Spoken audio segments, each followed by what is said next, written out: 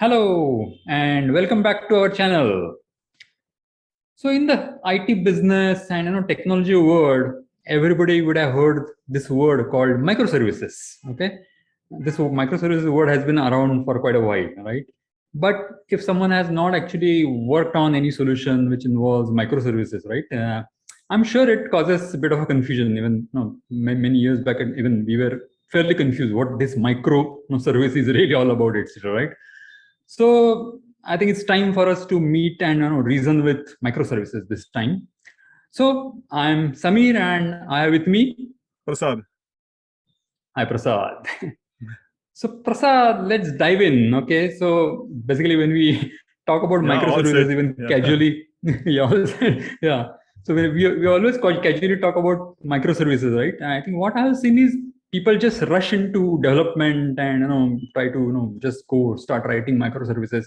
I feel all of us have to take a step back and first of all understand the different architecture style that microservices brings in, right, compared to how we were developing applications traditionally. And then if you understand that better, you can really grasp the essence of it. Do you agree? Yes, absolutely. And then one more thing I just wanted to add here is that in this particular session, we are going to be a little bit more technical as compared to our previous session. So we'll straight away dive into architectural styles. So I think probably that's the difference between our previous sessions and this session. And this one, absolutely. Because otherwise there will be a lot of repetitivity in terms of business challenges and so on and so forth. So that's why I think it is better to focus only on the key part. Yeah. Absolutely.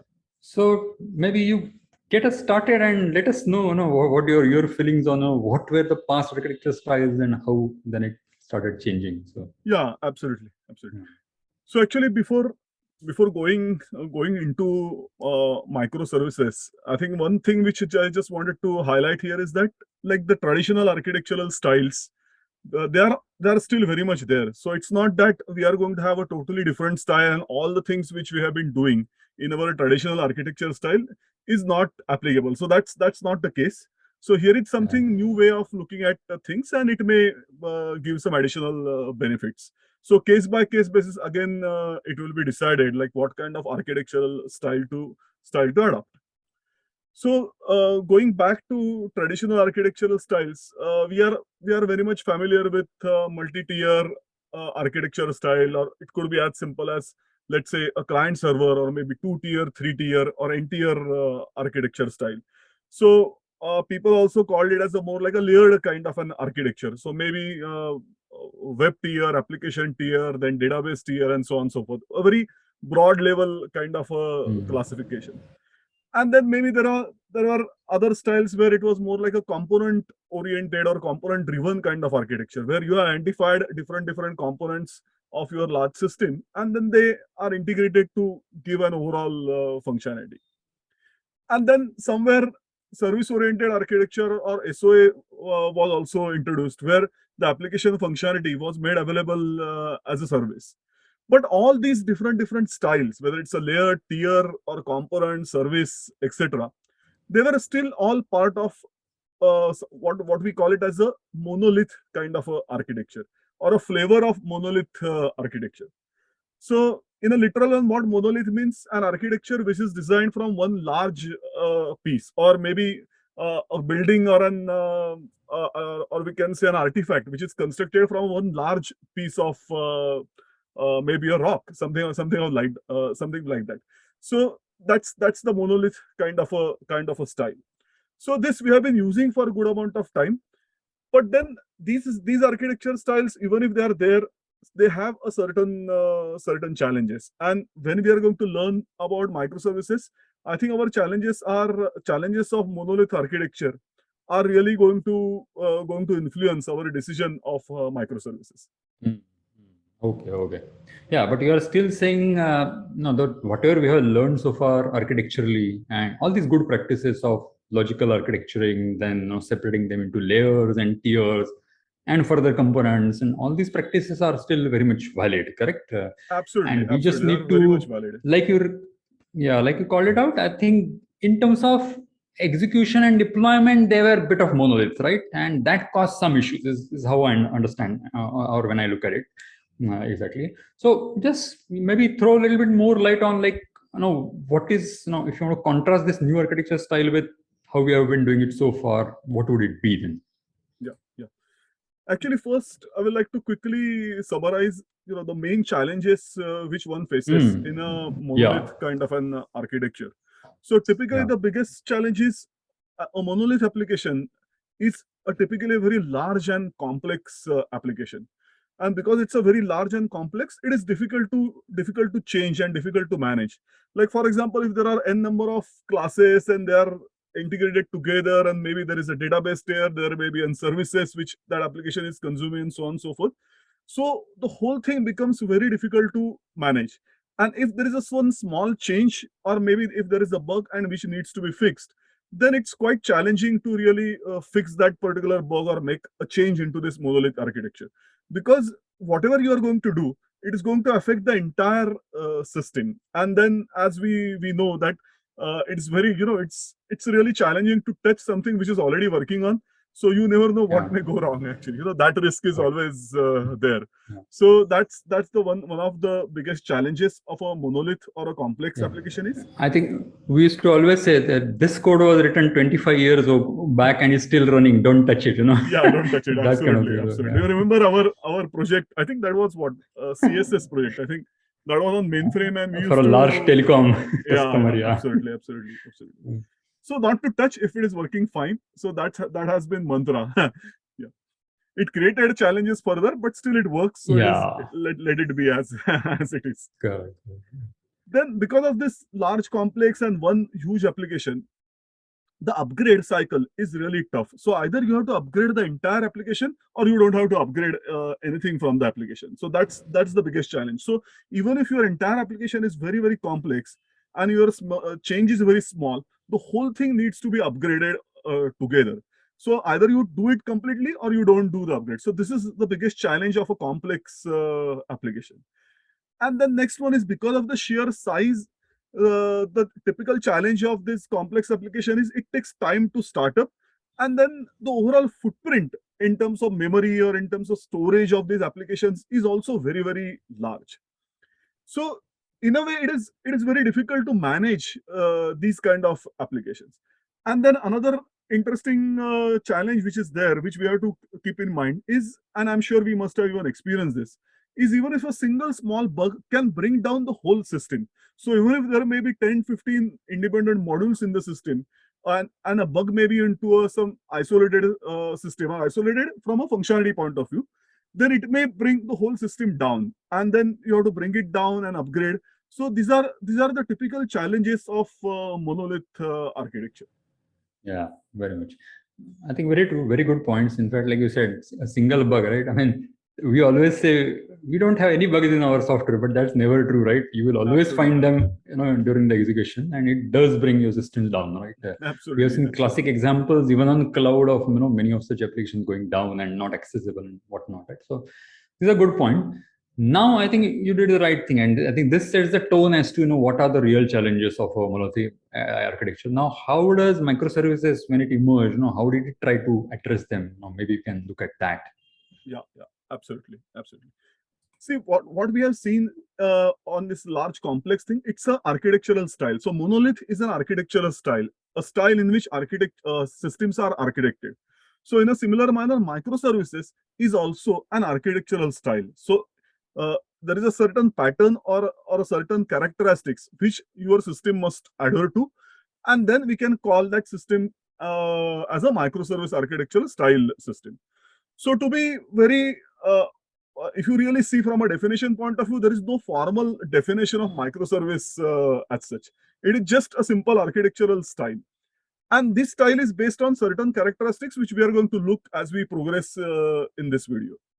But if you have to summarize very quickly what really a microservices are all about, is you have to structure your application in such a way that application is nothing but a collection of loosely coupled and independently deployable services. I think these two are very, very important words. So what microservice style is, first, your application consists of n number of services. But what kind of services are they? they are loosely coupled. So their degree of coupling is very, very less. And they are absolutely independently deployable. So individual services can be deployed independently. So this is very, very, very important characteristics of a microservice. So going ahead, so what really a service is? So service is, in a simple word, it's standalone, independently deployable software component. So basically, again, as I have said, basically it's a simple functionality which is grouped together, very, very independent, and then it implements some useful functionality within a larger application. So to summarize, what is a service? It's a standalone, independently deployable software component that implements some useful functionality. So this is just not really a formal definition, but in a simple, simple sentence, you can summarize it. Yes. And then here, actually, then many times there is a confusion about a service is about the word micro. So what really micro in this word means in this service? And it's, I think, the most confusing word about microservice. So many times we feel that micro means the service has to be really, really very, very small. But then really micro doesn't really talk about the size of a service. So your service could be very, very small and ephemeral kind of a service to a service which could be an order management service in an e-commerce kind of an application. So this is a key thing which we have to understand. So micro is not really related with the size of a service. Okay. Okay, great. I think these are fantastic points. So that kind of if we summarize our discussion so far, what we are saying is there have been excellent best practices which still need to be adopted. You still need to identify your business layers, and you still need to understand service-oriented architecture and things like that. But then you also have to keep in your mind how are you going to deploy it, right? And how easily you can run them. Are they loosely coupled, or are they very tightly bound to other services, right? These kind of things, these aspects of the architecture style which are missing, which will facilitate my deployment, and I'm assuming in my how I scale and all those things, how I upgrade, all these things will be positively impacted. So I think that is the gist I'm getting from that, basically. Absolutely. And I think we'll learn this point by point as we move ahead this year. As we proceed, yeah. So I feel, I think so far we have spoken a bit more theoretically. I think to make it a little bit more interesting, let's do one thing. Let's take an example. I think, again, we all love our ordering applications and e-commerce applications. So maybe let's take that slightly mid-size e-commerce application, how it would be designed traditionally, and what more needs to be done to reach to microservices level. Maybe we can do that. What do you think? Yeah, absolutely. That's true. I think we will that will actually understand us or set the context of architectural style. In fact, I will like to share my own experience of implementing an e-commerce application and how we went in a traditional architecture style. And again, I want to highlight here is that doesn't mean that we were wrong. And we took that decision by keeping something in mind. Probably we'll cover it at the end of that session. So, okay. So typically, any e-commerce application, if we take, there are certain important aspects in any of the e-commerce applications. So basically, there are vendors or there are partners who are selling their products. So their products are available in your e-commerce app. Maybe if your e-commerce app is a marketplace app, then you have n number of products which are available from different vendors. Then all those products, one needs access to those product catalogs. So you need functionality to access product catalogs, its latest information about that product, its pricing, discounts, and so on and so forth, categorization, etc. So that's one key functionality as far as the overall product catalogs are concerned. Then once you have all those products, another important functionality of any of the e-commerce system is order management. So right from accepting order to taking that order to the fulfillment. So basically, it goes through the entire life cycle is taking a new order, accepting it, then actually fulfilling that order, and at the end of it, delivering that order. And maybe even it will also affect the stocks of the products which got affected because of that particular order. Then there are other important systems, like there is a billing part, then there is a payment part, then there is a delivery part. So there may be delivery partners who are there who are actually going to deliver your products. And then the most important is the consumers who are going to buy from your marketplace. So these are the very high level, I can say, systems or modules which you will Systems, find in a domains or modules. Yeah, right. yeah, absolutely, in an e-commerce application. So what we had done is we went in a very fairly traditional kind of a way. So the way we had implemented our e-commerce application is we actually took our the whole database out. So in a way we layered our application. So there was a separate database layer for storage and persistence. Then entire business logic of all those components which we discussed, that was part of our application layer. Then on the top of that, there was a web layer which consisted of web server as well. So where we had exposed the functionality as an API to the external world. And then it was exposed to external world and also to our own applications, which were developed in modern front ends like React, and as well as native mobile applications like Apple and as well as Android. So typically layered kind of. So there is a UI layer, there is a web layer, application layer, and a database layer. So this was like a standard layered architecture. Yeah. I think whatever you said just now makes most sense to me, because probably many years, many decades, we have done something like this, right? A central database, which is the basic theme, because you need a single version of truth for your transactions, right? And then your central layer, like you said, if you're using Java, you use something specific, Spring Beans. In our olden days, EasyBees, whatnot, right? And things like that. This all makes sense, absolutely. And all the best practices that we have learned over the years, can be applied. Absolutely. But then what does microservices do to this? This all looks pretty good, right? Yeah. Actually, the main thing to look here is that, like, if we go back to our challenges of Monolith, then we will be able to appreciate what kind of challenges were there. Now, just to share my experience, like when we started working with system, we had created a very simple kind of a platform. We, I think, just built it with a period of I think 2 to 3 months. And initially it was really good. So the entire deployments and everything was really fast. I think we had used Node.js as an environment for that, and then we were using MySQL as a database.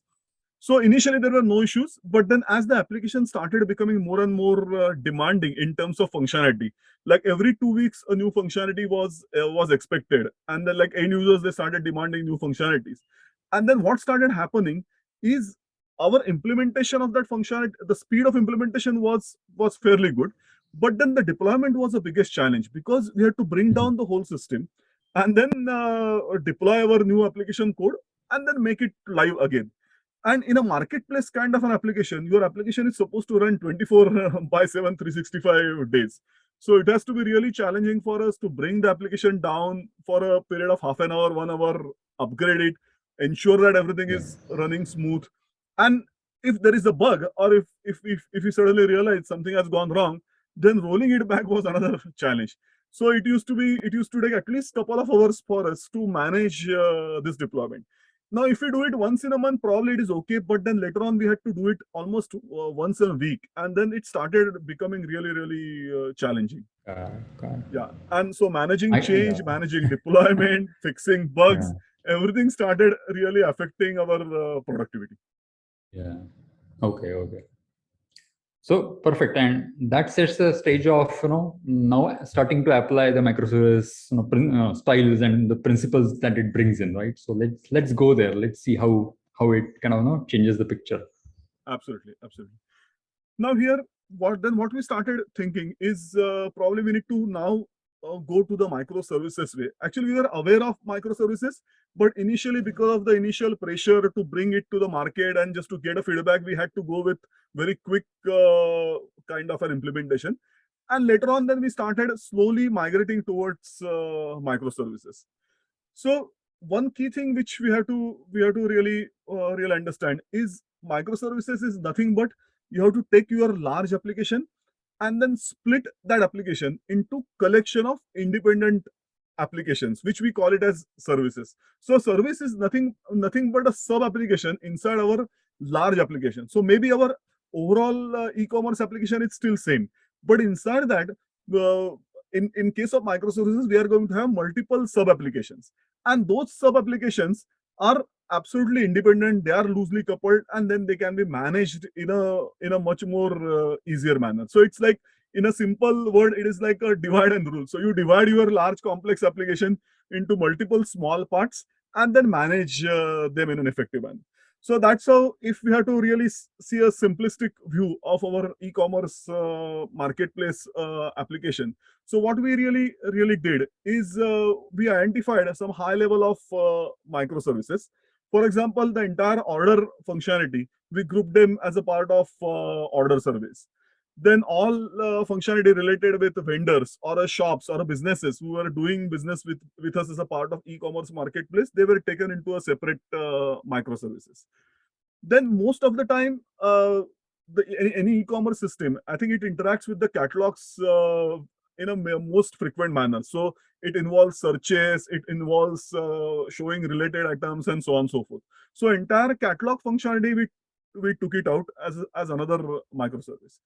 And then there were other services like delivery management was taken as a separate, notification was taken as a separate, the consumer management was taken into a separate service. So really, what we really did is we divided our entire application into these small services so that we can manage them in an effective manner. So this is what our end result was. But again, it's a journey. Like you can't really split the entire application into set of services and be happy with it. You have to go keep on splitting the application as you keep on discovering more and more services. Yeah. Exactly. I'm sure you would have also realized that, or you would have also thought that, okay, there are flavors of order, so maybe I need flavors of further services within order. But I think it's a journey, like you said, right? Absolutely. You don't go there in day one, and you don't come up with 150 microservices on day one, right? I mean, that's your point. So, absolutely. Yeah. Okay. Yeah. Okay, that's good. So let's say you did this, right? And now your e-commerce application has fairly independent, isolated, various services running, from order to billing to whatever. Now, what is the next step? Now, what are the characteristics that you find or that you need to take care of when you are building this or developing this? Sure. So actually, these characteristics are nothing but we are really going to map to characteristics of microservices architecture. So the first one which we started with is identifying different services. So we had a large complex application and how to split that application into multiple services. This was the biggest and most complex task. And I think many of the microservices projects, they may go wrong at this stage itself, because identifying a separate service is not really an easy task. So I think the first characteristics of any microservices architecture is basically a single responsibility principle. So any microservice which we identify, it should just implement only one single responsibility as far as the functionality is concerned, or a cohesive functionality. And it should be such that it has to be very well defined, and then that should be isolated from other functionalities. So typically, our SRP or single responsibility principle, like we applied for our classes, we have to even apply for services as well. So that service should just simply focus on a single cohesive functionality. Like for example, here we created an order service, so which was that whole service was focused only on the order part, or a catalog service that was focused only on the catalog part. So this is, I think, the first important characteristics of a microservices architecture. Correct. Yeah, I think it's a very interesting, and it's also a very big topic because what is exactly the single responsibility functionally or technically? What happens to the lower level technical services? I think we're going to need a separate session for this, right? Because domain-driven design versus. But yeah, I think the main point you hit on the nail, that identify and ensure that the microservice really carries out a single responsibility. Don't try to club things, because some parts of your code may look similar, and let's fit everything in. If you take that approach, you will exactly face the same challenges that we talked about, right? So absolutely, this is the most important point. Yeah, correct. Okay, absolutely. So here what we identified is what we should look at, but how to do it is a complex thing by itself. It's a complex thing, exactly, and there's a methodology needed for that. Absolutely, yeah, exactly. Yeah. So a lot of debate and a lot of absolutely. Yeah, absolutely. And there are good practices, I would say, but we can look at it at a dedicated session, basically. Absolutely. Okay, so this is a principle one. What is the next thing that you kind of need to keep in mind? Yes. I think the next important one is the services should be first autonomous, and they should be independent. So what I mean by that is these services, they should not be, let's say once I define a particular service, then that service should not be dependent on any other services or the platform or a technology which is used by other services. So it should be sort of self-sufficient as far as that particular services platform or functionality is concerned. So it's like an absolutely independent application with no external dependencies. So for example, let's say my order service, I may have implemented by using maybe let's say a .NET or maybe Node, and some other catalog service may be running on some different technology altogether. So they should, so if anything changes into catalog service, it should not affect at all as far as the order service is concerned. So that makes these services really autonomous and absolutely independent of each other. So this is the second most important characteristics of a microservice. Correct. So this also ties back to our ability to partially upgrade and partially roll back or make small changes faster, right? I think it's all related to that philosophy. Yeah. Absolutely. And then it is small, so easier to manage and independent. So not really dependent on each other. That's the most important part. So we have to adhere to the loosely coupled architecture as far as possible, right? Because nowhere the microservice architecture says that microservices cannot communicate. That is not the thing, right? They will communicate, but ensure they are fairly loosely coupled, so that one service is not completely dead if the next set of services go down, right? And the fallbacks are built in. So again, this is also a big topic. Probably, I think we can absolutely dwell down. Because there is. See, you can't, if your services are part of one large business process, then they are going to communicate with each other. Absolutely. So I think that's the difference which we have to understand. So if you just read the theory, you may get confused, right? But you have to really understand. Having built the application, we know that microservices will communicate. How effective you make that happen by adhering to the principles is the essence, I think, of this. Absolutely. Right, yeah. So they are not like silos. They are there. They are going to talk with each other, but still they should be independent. That is what really the principle is. Okay, that's interesting. That's absolutely the second pillar, so to say, of microservices. What more is there, basically, which we must keep in mind? Yeah, I think next interesting characteristic about microservices, again this particular characteristic is because of the previous two. Is typically microservices support a polyglot kind of an architecture. So within an application, you can have n number of technologies. So every service can be implemented with a different technology without really worrying about what other services is really implementing. So this is, I think, the most important part, because many times what happens in a large complex application, we take a decision of a particular technology. Maybe we may debate for 2 months, 3 months, shortlist a certain technology. But then probably a certain functionality may be implemented by a different technology. And then because we have already committed to a particular technology, it's very difficult to adopt a new technology. So we keep on sort of using our existing technology to solve that new functionality, even if the existing technology may not be best choice for that.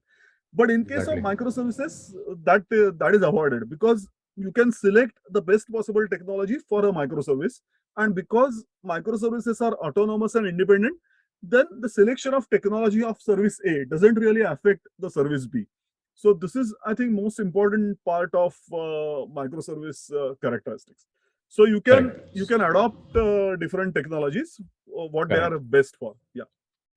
Exactly, right. Like you said, adopt the best suited technologies, even if they come later in the life cycle, right? Because when you started, those things were not there, right? The great machine learning Python code was not there maybe when you started with Java. So I also personally faced this, that a product which was very, very fantastically selling and earning $500 million kind of thing, right? It was still a monolith, like we're discussing today, built on Java, right? There was no way to get anything new inside that product, right? And then you end up building a hamburger architecture, and you face actually more challenges in deployment, correct? So you make your deployment even more complicated, or upgrades more complicated. So this is an extremely important point, that if you don't build into your architecture an ability to do a polyglot, technologies and polyglot databases also, because sometimes you're stuck with RDBMSs, right? Yeah. And when they are not the best, depending on the use cases. So Absolutely. I think very valid point. Yeah.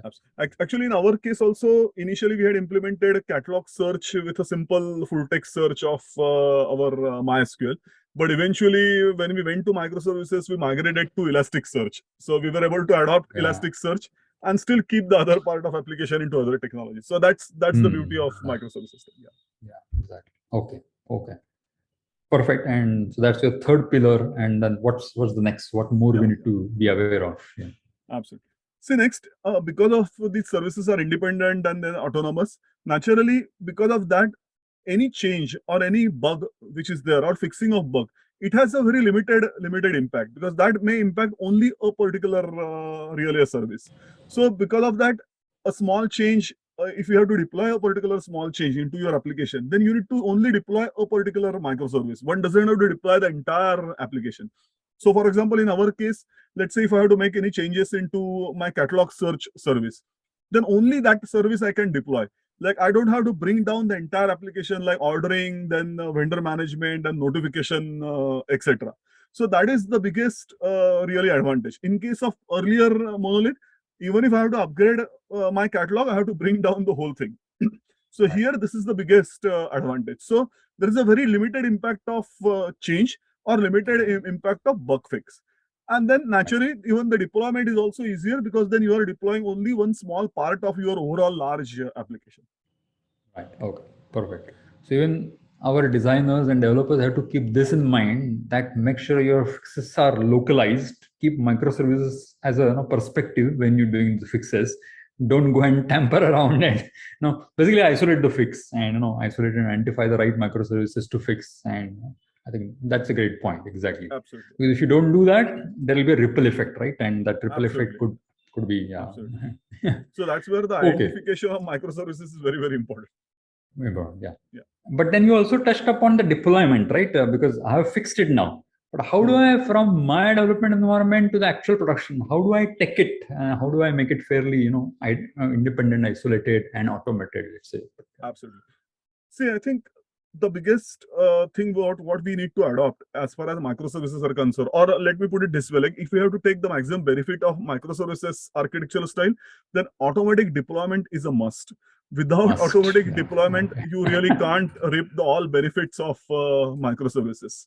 So unfortunately, because of lack of time, we won't be really covering the different automatic deployment part here. But the other sessions which we have, I think our viewers can refer to that. So automatic deployment is absolutely essential. If you are anyway going to deploy again microservice manually, then you are not really getting the entire benefit.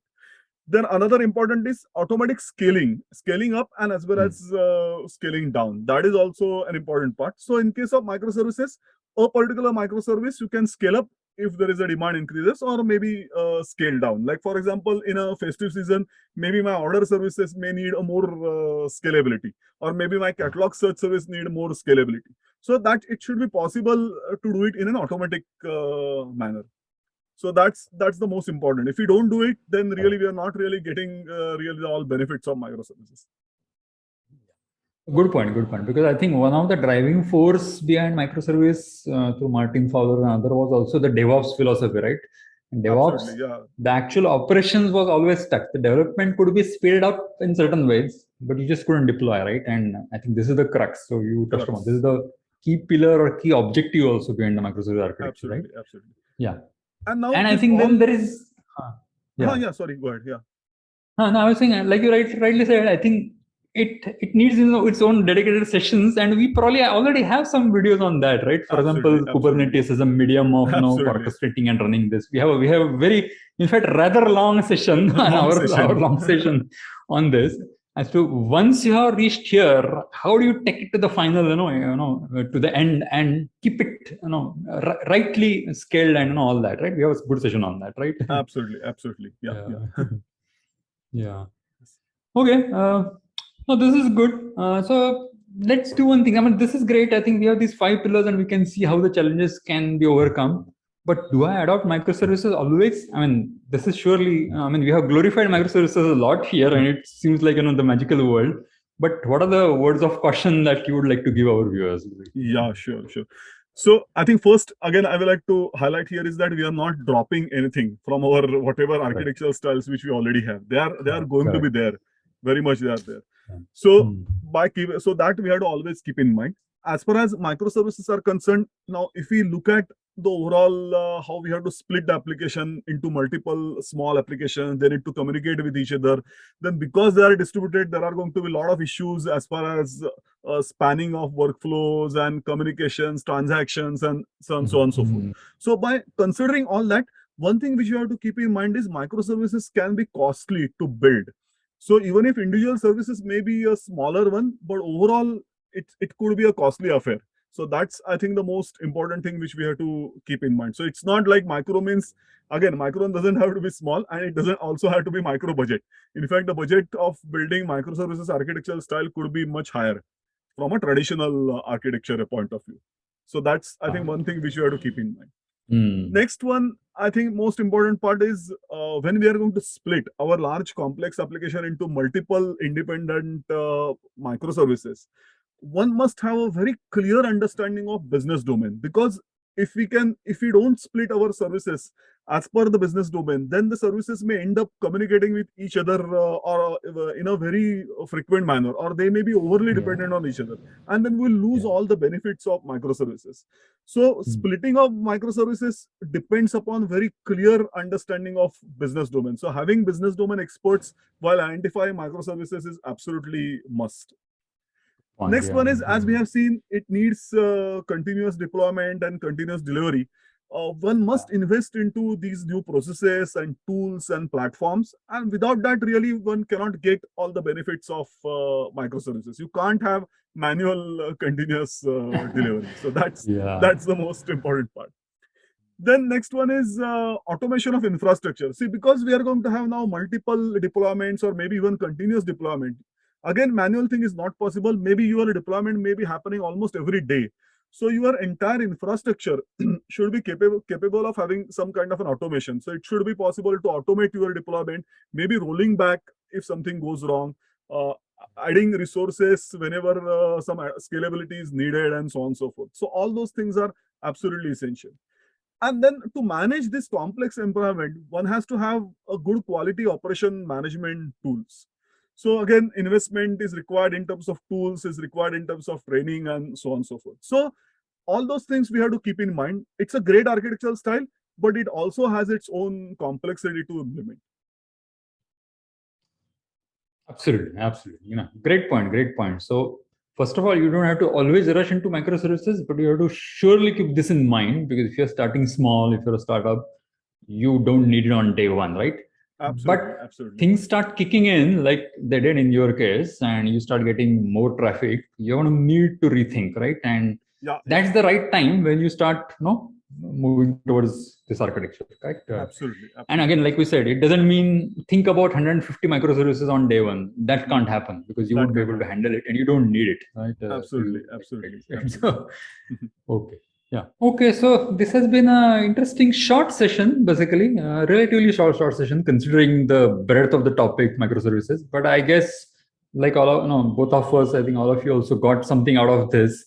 And stay tuned with us, because we'll be providing a lot of resources on microservices and how to get much deeper. Also, do look at some of our videos. We talked about loose coupling, right? So we have a video on Kafka. Do take a look at it. It's a pretty long but interesting video. And there's even longer one on Kubernetes, because Kubernetes is like a de facto standard now, right? And we have a fairly in-depth session on Kubernetes too, to take microservices to the actual production and running them and scaling them, right? Absolutely. Anything else to add, Prasad? No, I think just to add, I think these two videos are very important, like Kafka and Kubernetes, because whatever we talked about, like auto scaling and deployment and the business challenges, like why one has to go towards this architecture, that we have covered into those sessions. Very well. Yeah. Okay. So do stay tuned, do subscribe, and do provide your inputs to us on this channel. Thank you, everyone. Thank you very much. Bye. Bye. Bye. Bye.